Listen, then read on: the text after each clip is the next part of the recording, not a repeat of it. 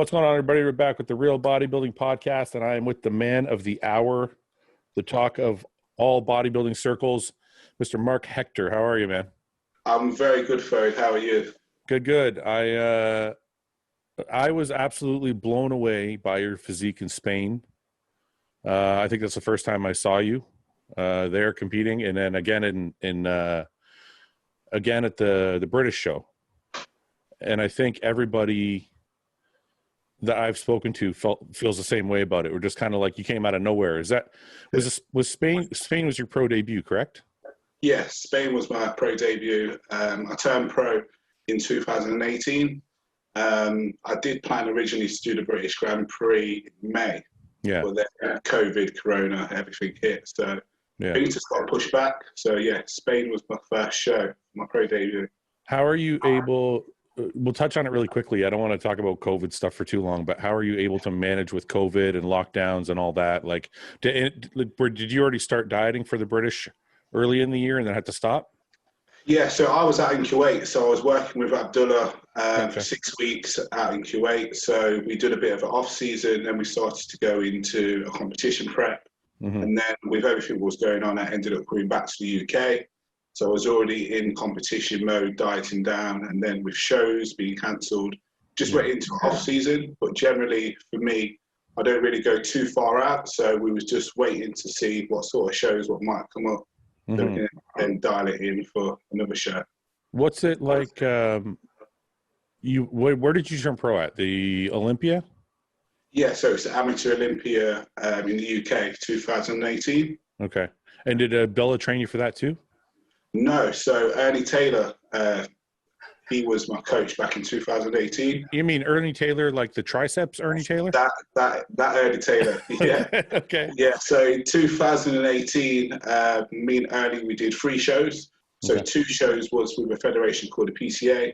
I won my weight class, won the overall at the 2 shows. Yeah. And then the last show what we went to was the 2 Bros Amateur Olympia. I won the super heavyweights, and then I won the overall as well. So if you do the PCA, does that get you into the IFBB? It doesn't, no. So the 2 shows with PCA was just separate. The last show what I did was just a straight Amateur Olympia. So you didn't have to do no qualifiers. Oh, you just walk on? Yeah, you just walk on. You pay your entry, because it was the first year 2 Bros was doing the Amateur Olympia. Yeah. So I was able to just pay my entry fee and just turn up and compete. So how did those guys feel when they showed up? You just walked on your first IFBB stream show and walk away with the pro. Did you win the overall at that show? Yeah. So the top 3 from each category went through to, the top person from each class went through to the overall, and then the top 3 won the pro card. But I won the overall, and I got the sword as well. Wow, good for you, man. So thank you. So how did you hook up with Abdullah at O2? Well, there was a team when I competed at the Amateur Olympia who was out at the Amateur Olympia UK. And one of Abdullah's best friends, who's also a coach at Offseason Gym, told Abdullah about me. So I think it was probably a day or 2 after I competed, Abdullah hit me up on Instagram, and we just got talking in 2018. Had the opportunity to go out and work with him from then, but I was quite new working with Ernie, had a few different things going on, and it didn't feel like the timing was quite right for me. So we still spoke, and in 2019, me and Abdullah hooked up again. I think I posted a picture to Instagram. He was like, "You're the future." And I thought, I'm just gonna message him and pick up where he left off before. And he's just basically saying, "Look, the opportunity's here. If you want to come and work with me, let's do it." And the rest is history. So I think for people out there listening, the Kuwait thing is kind of a mystery. They don't know how it happens.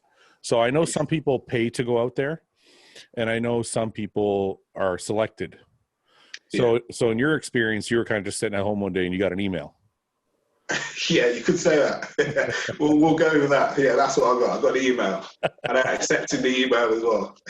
And so you get the email, and they're like, "Come to Kuwait and train," and you were like, how old are you right now? I'm 33. So you're 31 at the time? When he first reached out to me, I was 31 year, but I didn't take that offer initially. I Yeah, waited. but the question is, like, when you get that initial email from Kuwait, was it a moment of like elation? You're like, oh God, these guys see something in me, like I want to go out there, or was it kind of like, you're kind of like you didn't think anything of it? Oh no, it was definitely a big thing. Yeah, It was definitely a big thing. I think one of the main reasons why I didn't take it because I've got a family, so I've got children, and okay, I needed to think about how can I support my family from going out to Kuwait. yeah, I didn't have the resources, so I've got to think about long term. How am I going to be able to financially look after my house back here and my children?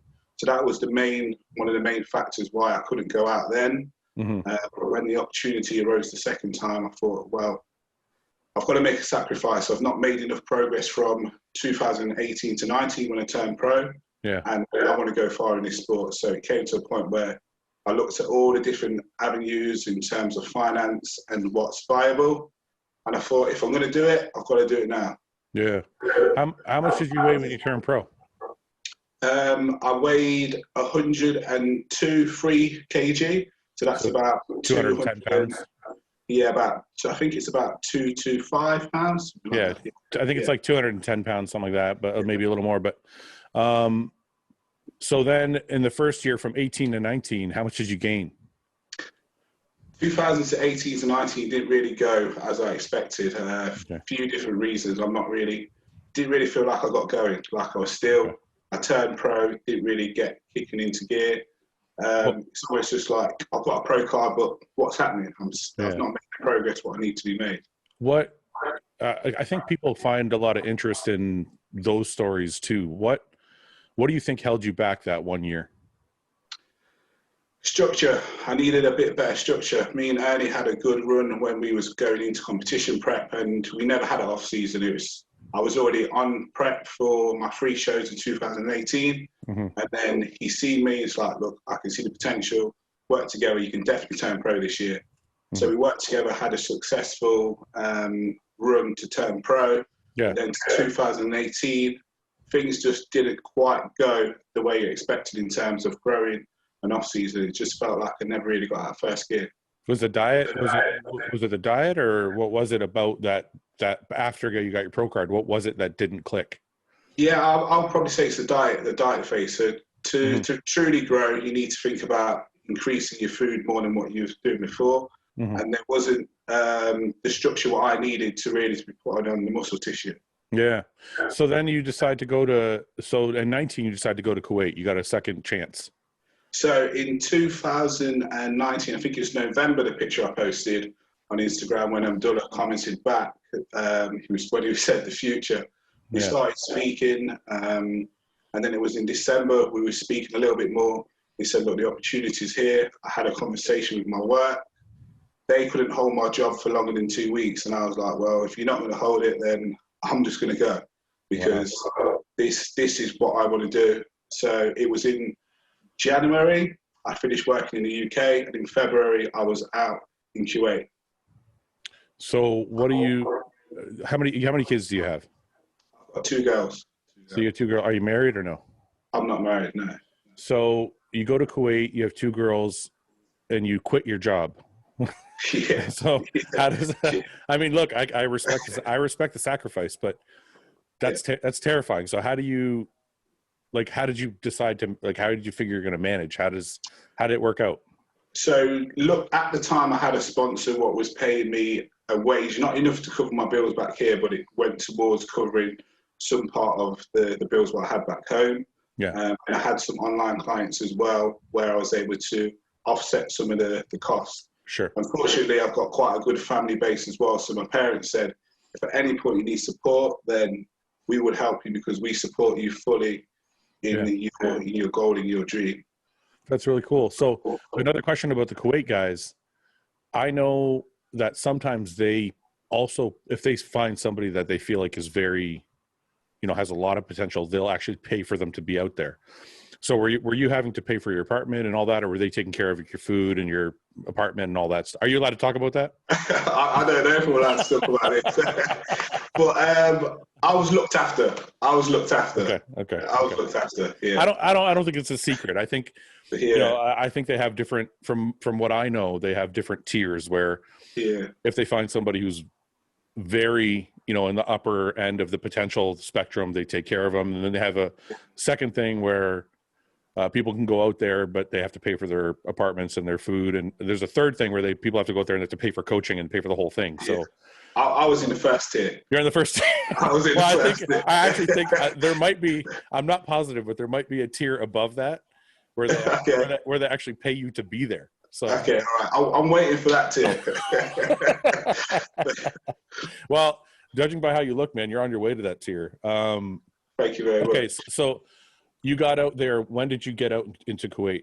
What month was it in 19? I was out there at the start of February of this year. Oh, of 2020. You went out there.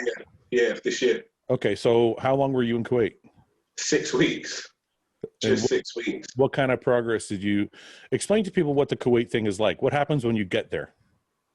Okay, well, when I got there, I was thinking, I've only spoke to Abdullah on the phone. Is he actually going to be at the airport? Yeah. So that was the first thing. Yeah. Was there. It's just a structure. So you live, eat, breathe, sleep bodybuilding. So from the moment I wake up in the morning, I'm heading to the gym, I'm doing some cardio, I'm doing maybe some abs routine or some calves. I'm doing my main training session and then back to the apartment, eating some food and sleeping. I've heard that the Kuwait experience is like they have a key to your room and you're under their watch at all times. Is that true? I don't know who's told you that and how people make that story, but it's for me going out of there. Abdullah just wanted to make sure that I was comfortable. It's like you're coming out here the first time, you're on your own. I don't want to feel like you're isolated and you're homesick or anything like that. But I'm quite an independent person. Yeah. And for me, I was going out there with the intention of I'm just there to eat, sleep, and train. Mm-hmm. I don't need to be socializing or doing anything. I just had one focus, and that was to improve. But Abdullah was just like a big brother. He would message me, call me, like, "You all right? I'm going out for some steaks, food. You want to come with me?" So he involved me with everything what was going on. But I loved it. I absolutely loved it because when I was here in the UK, I was working a 9-to-5 job, and then I was training, and then I was doing personal training, and I couldn't put everything into being the best bodybuilder. So being out there and just having one focus, it was perfect. I felt like I was in heaven. So you love the bodybuilding aspect of it, obviously. I mean, any true bodybuilder would see that. But was there any element of homesickness or boredom because it was just training, or were you like, I don't care, this is what I'm here for, I'm just going to sit and train? I think with technology now, it makes things a lot easier. So I was able to still communicate, FaceTime, speaking with my children, speaking with my family. You've got WhatsApp. There's still that communication there. And it's just a bigger picture. If I wanted to go far in this sport, I can't let the emotions of being homesick take over. I've got to think about I'm here for one purpose, and that's to progress, to help myself, but also to help my family. So I never really had that. Were there any other pros there in Kuwait when you were there, or was it just were you kind of there on your own at that time? Yeah, so I was actually sharing a room with Vlad. So he's Vlad. He's prepping for the Romania show at the moment. Okay. So I think he's a young bodybuilder, 23. Okay. So I shared an apartment with him. Nathan Diasha was out there as well. Okay. My training partner was 212, Ahmed Wardani. Okay. Yeah, so we were training together quite a few of the times. And so you had friends there, like you had other people. Oh, yeah, definitely. Yeah, there was people there. So it wasn't like you just out there, you're on your own. There was definitely people around you can speak to. It sounds like a bodybuilder vacation.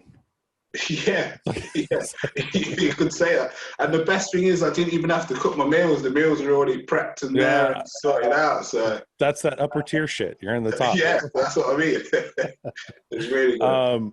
So what kind of gains, because I see people go there and explode, and I didn't follow you before, you know, I think I just recently started following you, so I didn't know kind of what you looked like, but what kind of gains did you make from that time you got there to after the 6 weeks? Like, is it dramatic? Okay.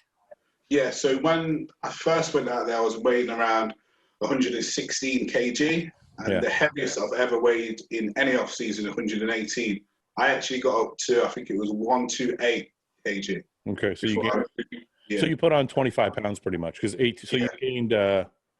gained 12 kilograms, which is about 24, I'd say 28, 25, 28 pounds, something like that. That's a lot of weight to put on 6 weeks. Yeah. And you could still see visible abs. My waist was still small. So now let me ask you about your waist, because it drives me insane, because I'm genetically I'm the opposite of you. I have a thicker obliques. Is this a genetic thing, or is this something you consciously work at, having that small waist? No, it's genetic. So my dad's got the small waist and the broad shoulders, the big arms, and decent sized chest. So for me, it's genetic. I do vacuums to try and make my waist smaller, and that's something what I want to practice when I'm on stage hitting some shots as well. But generally, it's genetic. So when you go home from Kuwait and you come back 30 pounds heavier, what's it like when you get home? Is everybody like blown away? Are you fueled up and now even more motivated to get even bigger? Or like, where does the plan go from there? So when I came back from Kuwait, I was actually starting my cut. So I did about 4 weeks off season to gain some size. And I was 2 weeks into a cut. But then I came back and the cut, we was in lockdown. So no one really see me. All they could see was the pictures, what I posted online. But what was visible to my family, like when they picked me up from the airport, it's like, you've changed. Yeah. You've grown. I want to touch on your family later, because I think it's really awesome that your parents are that supportive. But I want to go back to Kuwait for 1 minute, because it's I think, sometimes I skip over the X's and O's of bodybuilding stuff. And I think some people that are listening really like that. So I want to go back to the Kuwait and the 28 pounds or 12 kilos, however you want to say it. Because someone's going to inevitably ask me, how did you put on that weight? Like, what kind of meals are you eating? How did your diet change, I guess? What was the difference in meals from your food at home that you're eating, but between that and what Abdullah put you on when you got to Kuwait? I was eating food that I didn't even think I could manage to eat. So back at home, I was probably eating like 5 to 6 meals. Yeah. We were pushing 7 to 8 meals. Are you serious? I'm not a big eater. I can't eat a lot of food. But I've done it, like, if you want to grow, you've got to eat. Yeah. So some meals sometimes took me up to 45 minutes, an hour, in one sitting to eat the food. Okay. And it's like, do you want to grow or do you not? Yeah. See, that's the thing.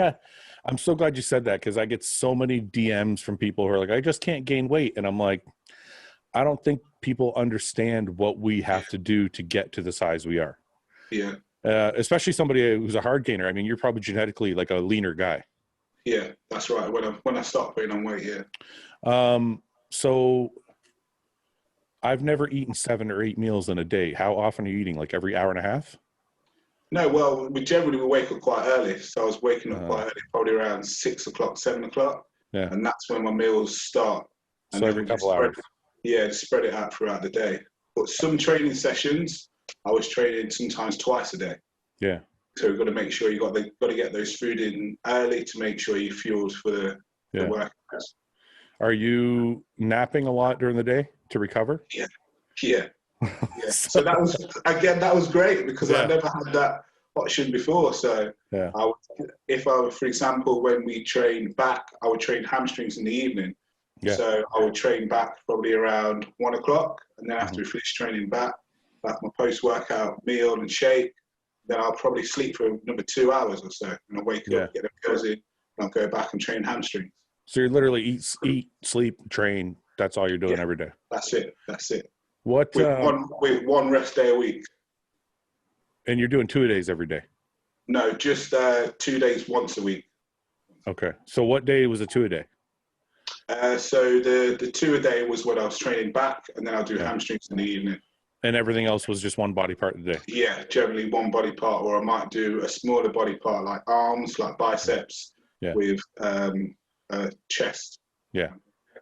So kind of, can you break down what one meal would sound like? Like, what was one meal before you went to Kuwait? What would you normally eat? Like, just this is where it's quite loose. So before I could have been eating. So in Kuwait we go by cooked weight. Yeah. So back here I could have been eating maybe like 150 grams of chicken with like 200 grams of rice. That's nothing. We get to Kuwait and I'm eating we need steak. Red meat's good for you. So it could be like 250 grams of steak. Then we're eating 350 grams of sweet potato or white potato. Yeah. It's like, oh, okay. So they taught you how to eat. Yeah, got to eat. That's Gotta like, eat. I don't even know how you turn pro on the previous diet. 100, Yeah, I know. 150 grams of chicken, 200 grams of rice is Not nothing. enough. It's No. not enough. All right, so you come back, you put on all this size. Kuwait, COVID hits. You got to take a break, and then when do you start prepping for Spain? When did you realize, like, okay, I'm gonna do this? And did you put on any size? Like, were you able to do anything substantial in the time of COVID when you were kind of off? Were you still able to train? Lockdown was a blessing. If I'm going to be honest, I'm glad that happened because that gave me a chance to put on more muscle before heading into my first show. Okay. So I could have competed in May at the British Grand Prix. Yeah. I don't think I would have had the quality of muscle what I've got now from having that extra time. So looking for me, I had a setup. Okay.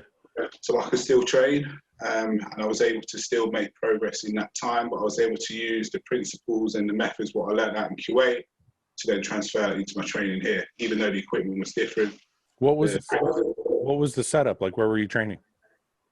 Well, I had Are you allowed to say? I don't know. I don't know who's listening. I had access. I had access to a facility to train. Okay. So I was good. I was good. I think a lot of us. I don't know what the law is there, but I think there was a law. I think there's a law here in Canada that if you have professional status as an athlete, you're exempt. Yeah. And you're allowed to like go into a gym and train. So I don't know if it's like that anywhere else. I don't know. I don't even know if somebody just made that up and told me that, and I ran with it. But okay, so the shows open up, and you decide to do Spain. That was the one you decided picked, or was it something else? Yeah. And then you and Abdullah are just working through FaceTime, WhatsApp, like. Yeah. So me and Abdullah, we speak generally 3-4 times a day. Really? Every day, yeah. Our communication is, I've never had communication like this before. Really? So, yeah, even when the gyms open back up, I would go to the gym and it would say, what setup have you got equipment-wise? Mm-hmm. So I would actually go to FaceTime and I'll show him what equipment's in the gym, showing him around. It's like, right, okay.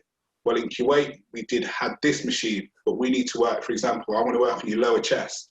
Yeah. You're not been hitting lower chest, so we need to get a decline chest press machine, and which gym has that? Yeah. So I'm going to that gym what's got that machine, and then he's setting my workout for that day. That's the most intense like coaching system I've ever heard of. Yeah, he's attention to detail is like no other. I've never had that before. Yeah, but that's that top tier shit. You shouldn't say that because now other people are going to expect that same. They're going to be like, "How come I'm not talking to him 4 times a day?" Right? Yeah. And then every day I'm sending a check-in video, especially during prep because he wants to see how my body's changing. So if I've had like refeed meals, he wants to see, okay, how did your body look the day before compared to this? Mm-hmm. So okay, right. And then he takes that note. So he'll say when we head into what they call the peak week, and know how to run certain foods and certain times to make sure you stay in condition. So you said refeeds. Does Abdullah do cheat meals or just refeeds? It was more, well, he did both. He did a bit of both. Okay. So, he'll up the carbs when it was needed, or he'll say, right, okay, we're going to remove a meal and we're going to put in like burgers.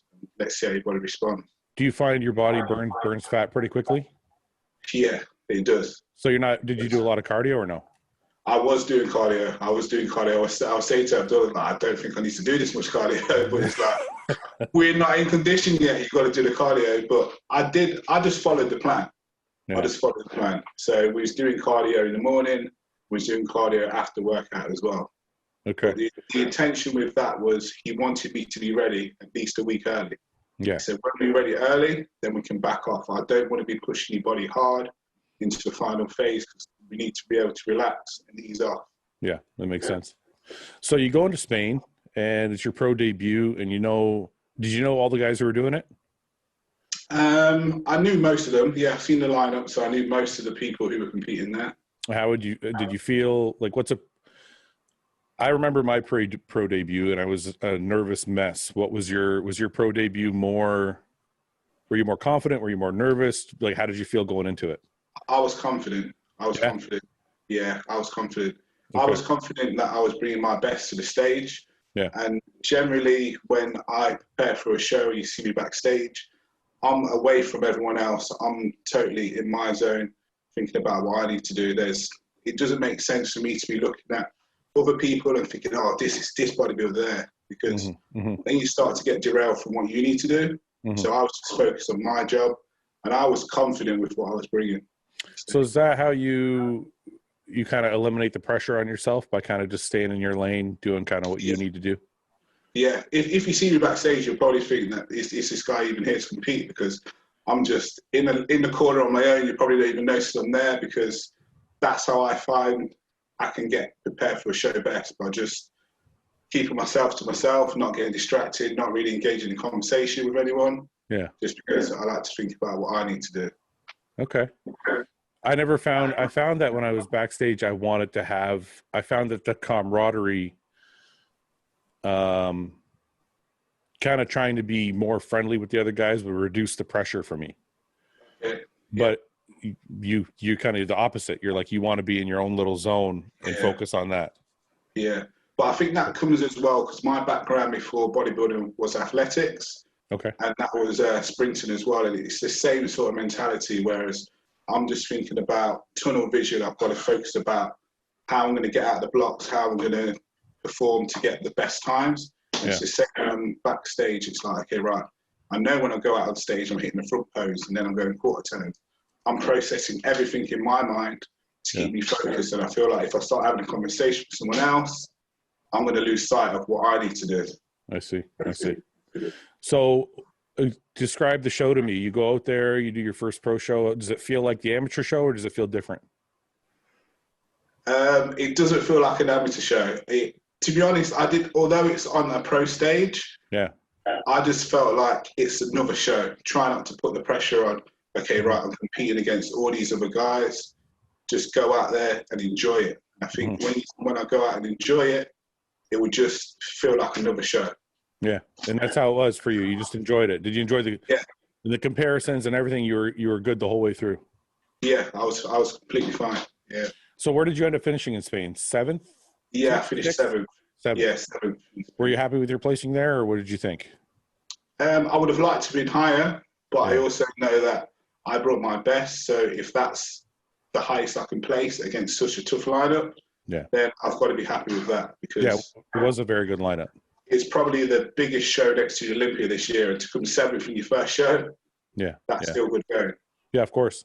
So then after that, you decided to do the British. Now there's a lot of heritage in British bodybuilding. Yeah. And you had James doing the show and Samson doing the show, and a number of other UK bodybuilders. Was the British show kind of a bigger thing for you? Like, you really wanted to make your mark there? To be honest, when I finished doing the Spain show, I swear my emotions were quite high, and I was like, I don't know if I can come back better than what I did in Spain. Yeah. So I was like, I think I might have shut it down for the year. And it was like, okay, if that's what you want to do. And then, like a day after, I called him. I was like, look, I'm ready. I was like, I can't shut it down for this year. I said, I've come too far this year to shut it down after one show. Yeah. I said, let's come in bigger. Let's come in drier. And let's just bring something else. Yeah. You got the post-show letdown. You finished the show and you're like, I need a break. And then a day later you realized you didn't want a break. Yeah. Couldn't have a break. There was more. There was definitely more. Yeah.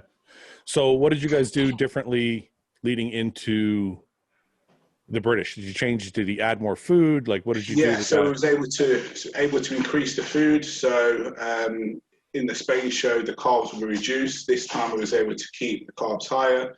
I was able to keep the protein source with a bit more red meat in there as well, because that keeps me fuller. Yeah. I was able to reduce the cardio down quite a bit as well. I think with those changes, it helped me to come in fuller and more conditioned and less stressed. Yeah, because my body didn't have so much output from the cardio. So you walked into Spain, you walked into the British, and I think you walked away with 4th there. I was 3rd. Third. That's right. Yeah. You were 3rd there, because I don't know why I don't know that, because I did the breakdown for it. We were watching it. Me and Paul. Paul's an IFBB judge. He's a friend. He's my best friend and training partner. Yeah. And we were blown away. And me and Ben Chow was on with us, and we were talking about it. And we were doing the commentary. And when you came out, we were just floored by your physique, man. Like, thank you. And it looked like you had so much polish when you came out, and you kept it all the way to the very end. Yeah. Because some of the other guys, like you saw some of the guys fading as the judging and everything went on, where you kept everything in check all the way from the beginning to the end. Were you happy with your placing at the British? Yeah. So my goal going into the British was I wanted to get the first call out. So I wanted to move up the ranks from my first pro show. Yeah. So I wanted to get the first call out, and then if I got first call out, my goal was I want top 3. Okay. I want to go for top 3. So finishing third, of course, everyone wants to win a show. Yeah. But my goal was if I got third, I'll be happy with that. And luckily for me, that did happen. But with what you were saying about the polishing, what I find is the more I pose, the harder I get. Yeah. So the more the rounds go on, it's better for me. And that's something when, again, me and Abdullah, sometimes we FaceTiming at night, 10 o'clock, and we're doing rounds of posing. Yeah. And the more I pose, the more cuts come out, the more vascular I get. So I've been conditioned for posing. So is that something you do getting ready to go out before you go out on stage? Do you do, instead of pumping up, do you just do a lot of posing or no? No, I don't really do any posing before I go out. But you get sharper as you go during a prejudging. Yeah, that's right. Yeah, I get sharper. All right. So you take third, you celebrate, you kind of reach your goal. What's next? Now you're taking a break. You're just putting on size. Yeah, I did think about Romania, but like you said in one of your podcasts, sometimes you've got to take a step back to take 2 forward. Yeah. For me, finishing third, I feel like I achieved what I needed to achieve for this year. I would have loved to have competed and qualified for next year's Olympia. Mm-hmm. But what I've learned through moving through the amateur ranks, going from show to show to show, it's hard to maintain a certain level. Yeah. So for me, if I went to Romania, I'm not convinced that would I have brought my best. Yeah. Sometimes you just got to listen to your body and take that step back.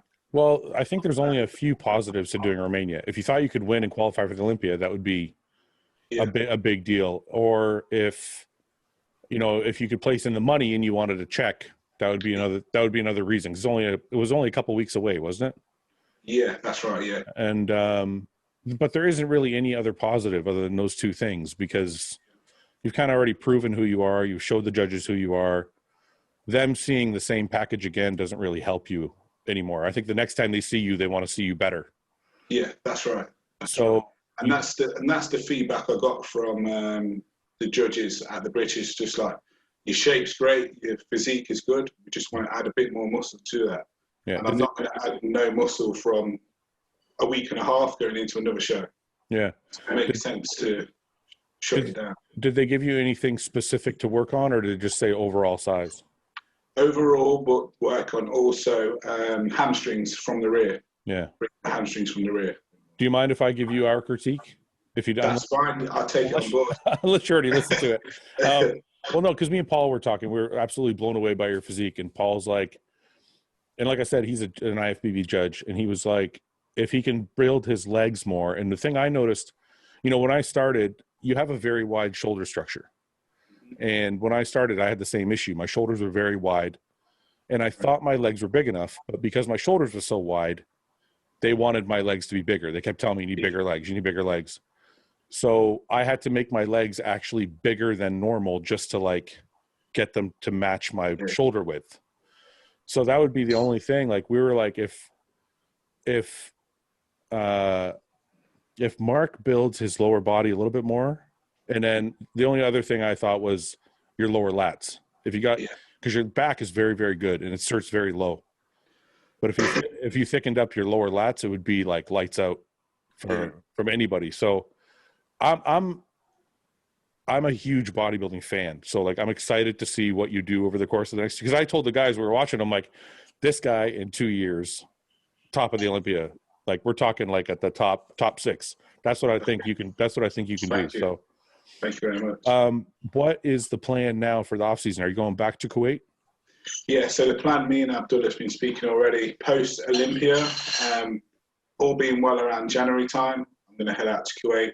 We're going to have a long off season out there. I'm not sure what shows are going to come up, but we want to try and do a show where I've got a good maybe 3-4 months of building some muscle before we cut that down. So you're looking at probably not competing until August. Yeah. If the longer it can give me with the chance of qualifying for the Olympia, yeah. I think it's a great idea. I think sometimes guys rush too much, like they want to compete too often. Yeah. And they don't take the time they need to actually build onto their physique. So yeah, I think that's a great idea on your part. Yeah. So I'm really looking forward to that. More than 6 weeks out there.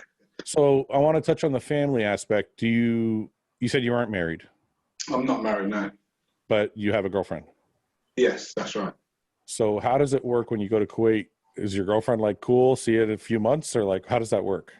Well, my girlfriend isn't the mother of my children, but she's also a bikini pro. Okay. Bikini pro. So her pro debut was the same show as me. Yeah. But Kuwait is flexible, and she does have friends out in Kuwait as well. So we kind of can work things out around when we actually still see each other. So is she allowed to come out to see you? So she's got a friend who lives out in Kuwait. So yeah she can stay at her friend's house. She can still see me. I didn't explain to me. I should probably know this since I'm Middle Eastern, but I don't. Yeah. So I'm going to ask you some specifics, and maybe you can tell me the answers. I don't know if you're allowed to say or not allowed to say. I don't know, but what are the rules for women in Kuwait? Is there any rules? Like, are the women just allowed to come and go as they please? Like, do they have to wear a headdress? Like, what is it? I'm not sure all of those stuff. Well, I just mean like when your girlfriend comes to visit, is she? Okay. Oh no, covered up. Yeah, you're covered up. You're still wearing. Yeah. Like, you're not showing flesh or anything like that. You are. Yeah. So she comes to stay and she visits, and so if you go for like 3 or 4 months, she'll come and visit you a few times, and you guys will be okay. Yeah, probably. Like I've not been out there that long to be able to have that. Like 3 or 4 months, to know what that's like. But yeah. Either way, if I was out there for 3 or 4 months and we didn't see each other, the goal still remains like she supports me 100%. So if I'm out there for 4 months, there she is now. Is that her? Hi. Yeah, that's her. So if I'm out there for 4 months, the goal still remains like you've got to do what you got to do.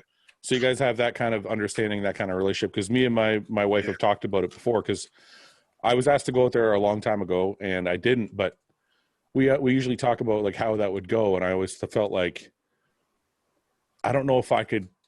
I mean, it's a lot of discipline on your part to be able to just, take off and leave. And it's a lot of sacrifice on her part too, to be able to be understanding enough that she can just say, okay, go do what you got to do. I'll see you when you get back.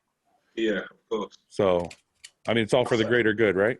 This is it. And because we are both so driven with our goals individually, but collectively, it's something we talk about and we work on to make sure that, we've got to look at the bigger picture here. And if it means that my best chance is being out there for a period of time, then we just got to do that. Mm-hmm. How often are you with your kids? So it varies. Right now it's lockdown, so it's different. Oh, that's right. It's different. But I do see my kids. My oldest kid is actually an elite gymnast, so she trains like 24 hours a week. So right now with lockdown, she's not too happy because she can't get to train. Yeah. Well, I was asking because I wanted to know what it was like. I always ask everybody with kids, because I don't have kids. I always ask them what it's like to diet and get ready for a contest when you have kids and you have to take them to restaurants and they have junk food in the house and all that kind of thing. So you haven't had to deal with that yet. It's tough. No, I do have to deal with that. And it's just one of these things. Kids, I can't say to a kid, right, I can't let you have this McDonald's or this fast food because I'm dieting, because they're kids and they don't necessarily understand that. And this is my choice. And for me to be the best parent I want to be, I still want them to be able to enjoy the things what kids should enjoy. Mm-hmm, mm-hmm.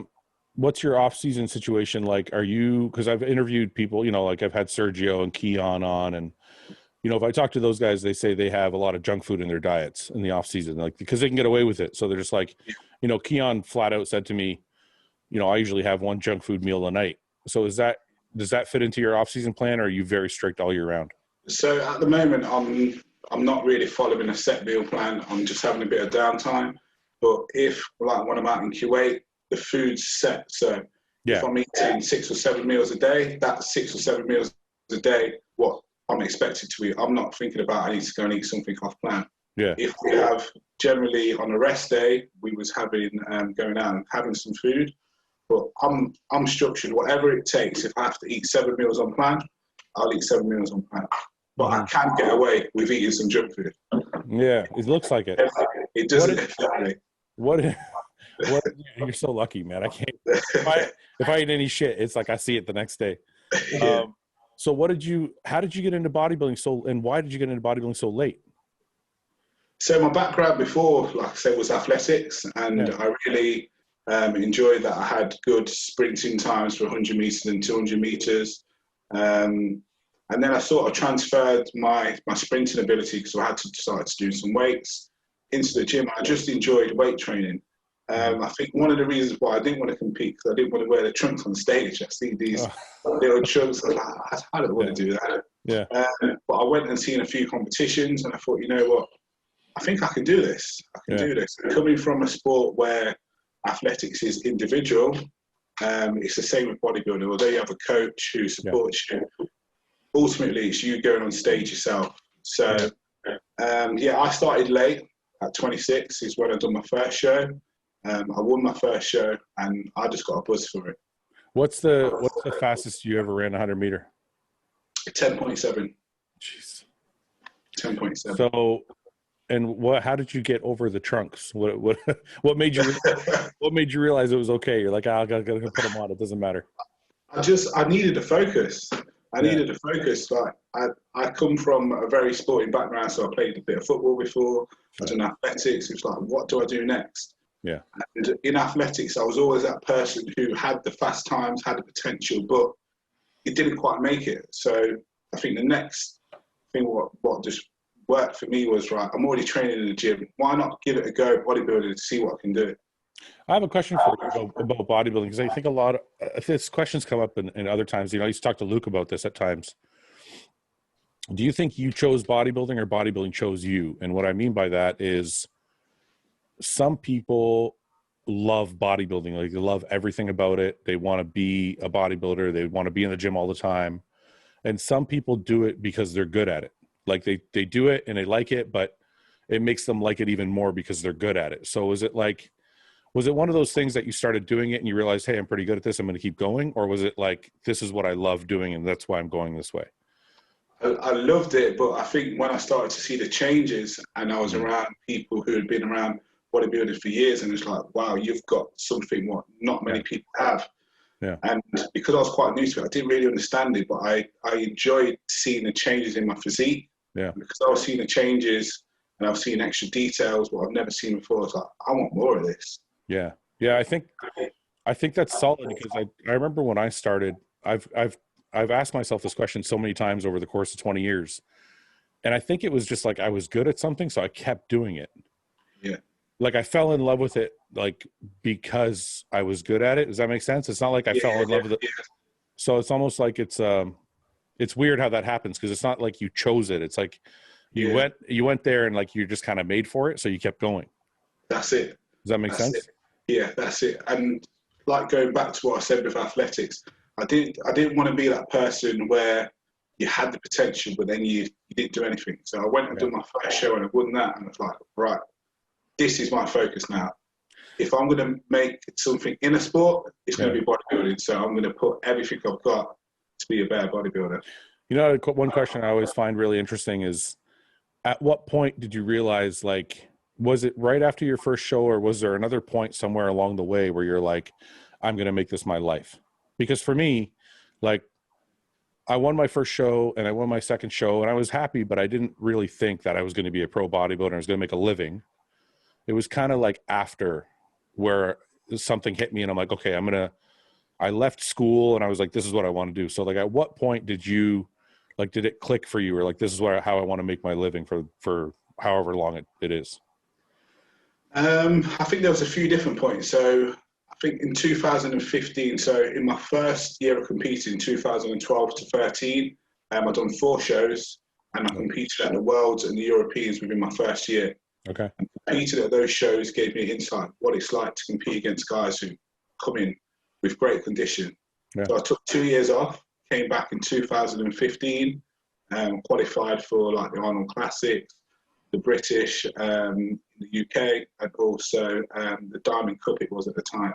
In 2016, because that's the qualification I've got, I was set like, I'm going to win my pro card. This is my year. Yeah. It was actually the year that Luke won his pro card. Okay. At that show, and I stepped back and I looked at the people who won my class because I came sixth, and I was like, I'm not ready yet. Yeah. I'm not ready yet. So I took 2 years off, and when I did come back in 2018, I thought this is going to be the year where I'm going to get it. Okay. I thought the shows what I had planned, but this is the year that I'm going to turn pro. I didn't realize there was all those other shows beforehand. I thought you had just started competing in 2018. So you did like a whole bunch of shows before. Yeah. So I started in 2012. I won a beginners class, and then I went 2013. So 2012 November was my first show. I won that class. Yeah. I think it was about 13 bodybuilders. I went and competed in 2013 at nationals under 90 kg, and I won that. And then that got me selected to compete at the Europeans in Moldova. I think I came about 9th in that class. Then I went to the World Championships and I came dead last. What happened? Wait a minute. What I want to? Why were you dead last, and how did that affect you? I was dead last just because I wasn't ready for that stage. What do you mean? You mean conditioning or size? Both. Okay. Both. Okay. So I was still the same height, but I was weighing. I was like competing under like 85 kg. I was too small. Yeah. I was too small, too tall and too small for that class. It wasn't right. Yeah. But I needed that experience because I've been winning shows in the UK. I needed that experience of coming last and seeing the level of conditioning from the other guys to then say, right, I've competed 4 times in my first year, and now I need to take a step back, work on improving my physique to come back. And if that takes 1 year or 2 years, I'm going to take that time. And I actually took 2 years off. Let me came back a heavyweight. Let me ask you this question: If you had done your first show and taken last, would you still kept going, or was it because you already won? You already had some success, and then you took last, it enabled you to keep going and want more? Like, had you encountered that placing in the very beginning, would you have just shied away from bodybuilding completely, you think? I think that's hard to say because even when I took out my membership with the federation that I competed with, I took out a 4-year membership. So this wasn't just something where I was thinking in the spur of the moment, I'm just going to do one show and that's it. I had it in my mind, like, I actually want to give this a good go. But winning my first 2 shows, and even when I went and competed at the European, I came like 8th or 9th. That was still okay for me because I needed these experiences to compete against these international amateur athletes to then push me on to the next level. What's the experience like for you coming up in the ranks with sponsorships and getting paid and finding the right company to be with? I know you're sponsored by HD. I'm not actually with HD. Oh, you're not with HD anymore? I'm not with HD no more, no. I'm sorry, who are you with? I'm not with anyone at the moment. I think I'm going to send you a contract then. Let's hash it out right here on the show. Okay, well then let me rephrase the question. What's the landscape been like with you since you started bodybuilding, as far as like that side of things? Because I think a lot of bodybuilders don't know what to expect when they're coming up through the ranks. They don't know what to expect from sponsorships. They don't know what to expect when they turn pro. They don't know all these things. So kind of what's been your experience to date with that side of the sport? Well, when I was an amateur, I was quite fortunate that I had my first sponsor. I was with them for pretty much the whole of my amateur career. So I was with a company called Freak. Okay. Canadian based. I was with them for about 4 years.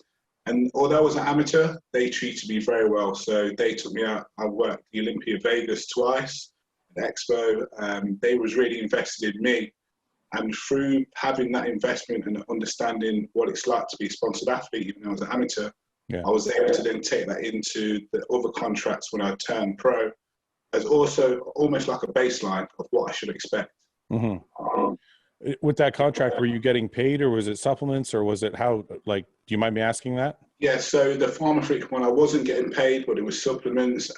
They gave me allowance towards paying for shows. Sure. And when we went out to the expos for Olympia, they covered those costs. photo shoots. They really did look after me as an amateur.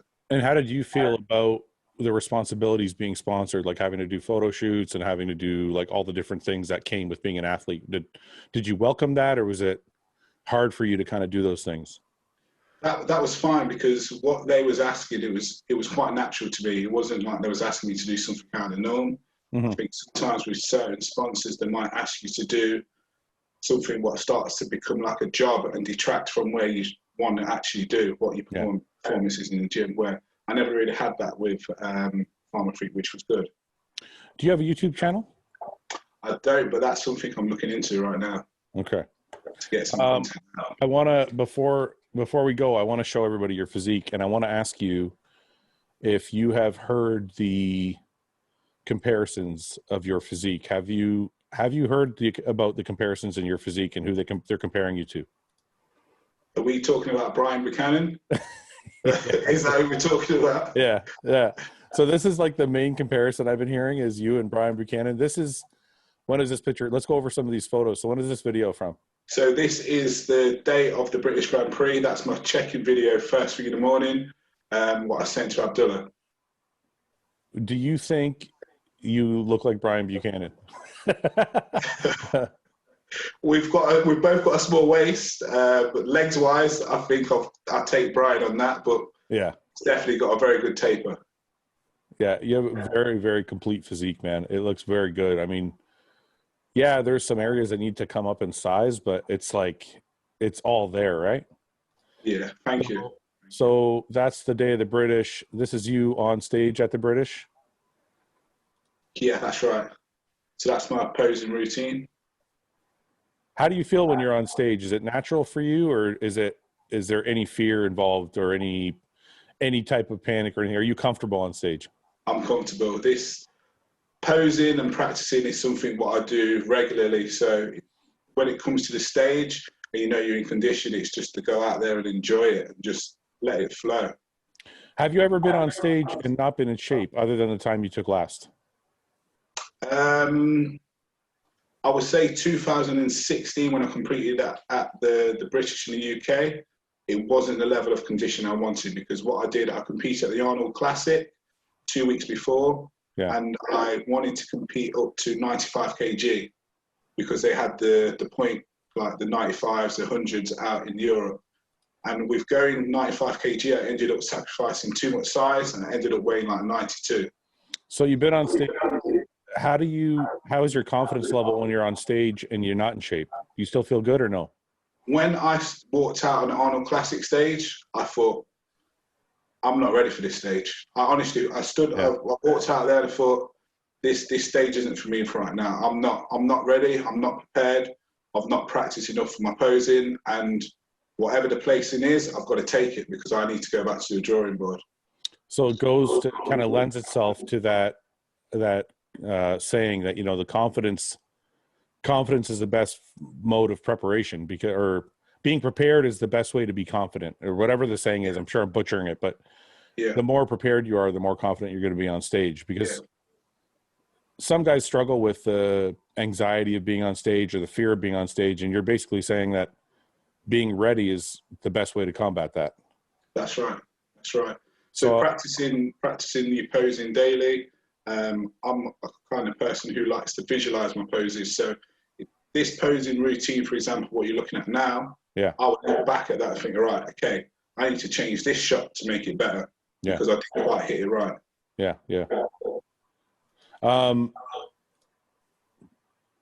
This is you and your girlfriend here. Yes, that's right. Yeah, that was, I think that was about 1 week before flying out to the European Spain show. Okay. That's cool, man. It's cool. How do you find being in a relationship with another competitor? You know what? It's good. It's good because we're both on the same wavelength. Believe it or not, we still hit some sessions together as well, the majority of sessions. And we just help each other. So there's going to be days where I might feel a little bit more tired than her, and she might be able to pick up the slack, like, okay, right, I'm going to go and get the food sorted out. And it sort of just works as a good partnership. Are you ever in a position where you're kind of at each other because you're both dieting and you're hungry? No, don't lie, man.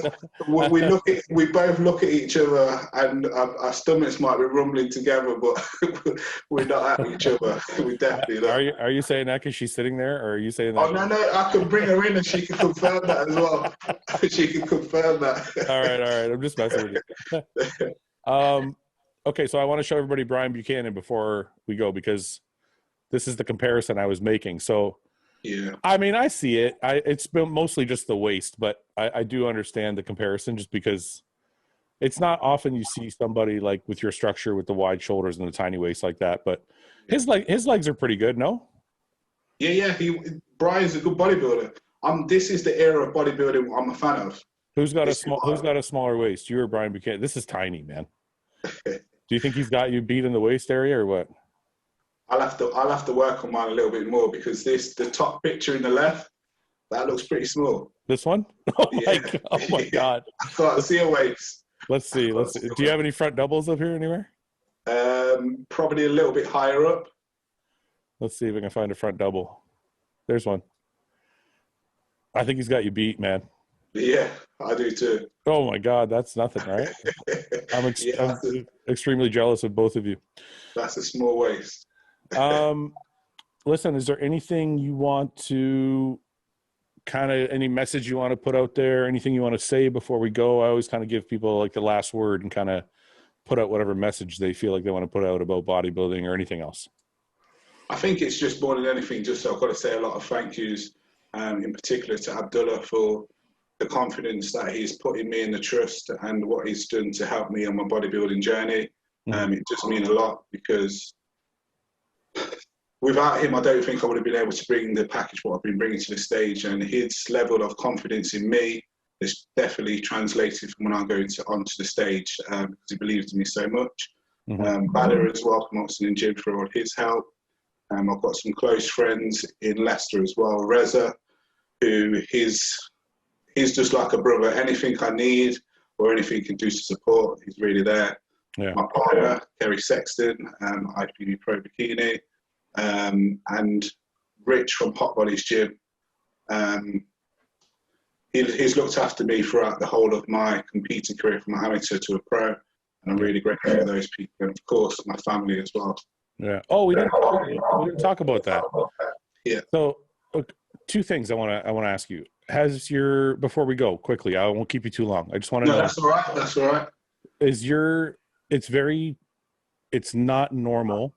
I mean, it's a good thing, but it's not normal that someone's family is on board with their bodybuilding career. I find it very, for lack of a better word, awesome, because my family was never like, don't do it, but they were never like really supportive either. So I find it really cool when a family's actually really involved. You know, like Nick Walker said his mom goes to all his shows, and like, you know, Steve Kuklow's family's really involved. So I just find it to be really cool that way. So tell me about your family, because you said your mom and dad kind of helped you that way.